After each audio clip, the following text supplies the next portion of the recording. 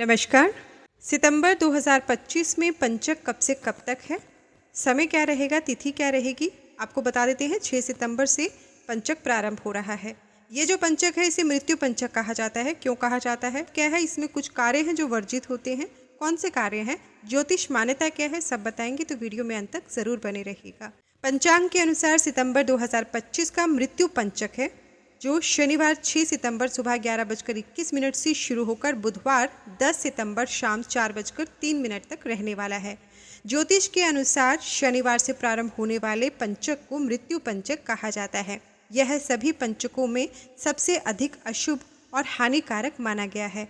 इस दौरान किए गए कुछ कार्य जीवन में कठिनाइयां और नकारात्मक प्रभाव ला सकते हैं। अब बताएंगे कि मृत्यु पंचक में कौन से कार्य वर्जित हैं जो आपको नहीं करना चाहिए, जिससे दुष्प्रभाव से या नकारात्मकता से बचाव हो सके। परंतु इससे पहले थोड़ा सा जान लेते हैं कि पंचक क्या होता है। जब चंद्रमा धनिष्ठा, शतभिषा, पूर्व भाद्रपदा, उत्तर भाद्रपदा तथा रेवती नक्षत्रों से होकर गुजरता है तो 5 दिन की अवधि को पंचक कहा जाता है।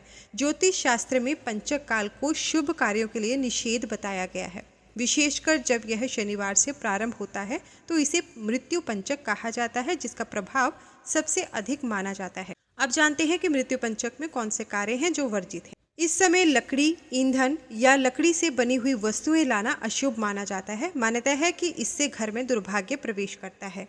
पंचक काल में अगर घर बन रहा है और उसकी छत का निर्माण करना है, छत को डालना है, तो ये पंचक काल में छत ना डालें। कोई नया निर्माण कार्य शुरू करना है तो वो भी ना करें, अशुभ माना जाता है। इससे घर में रहने वाले लोगों को स्वास्थ्य और आर्थिक समस्याएं हो सकती हैं।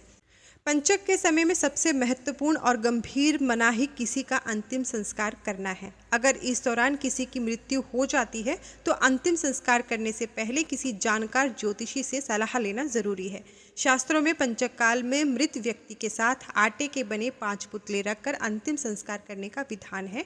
माना जाता है कि ऐसा न करने पर परिवार को परेशानी का सामना करना पड़ सकता है।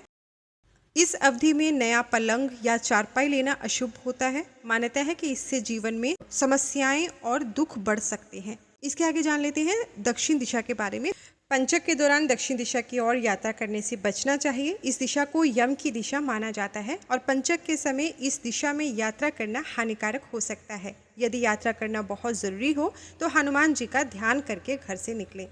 सितंबर 2025 का मृत्यु पंचक काल अत्यंत संवेदनशील है। इस दौरान बताए गए कार्यों से बचना चाहिए ताकि जीवन में अशुभ प्रभावों से सुरक्षा मिल सके।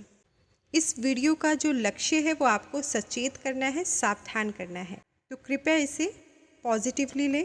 कुछ छोटी सी चीज़ें अगर हम ध्यान रख सकते हैं तो क्यों ना हम उन बातों का ध्यान रख लें। धन्यवाद।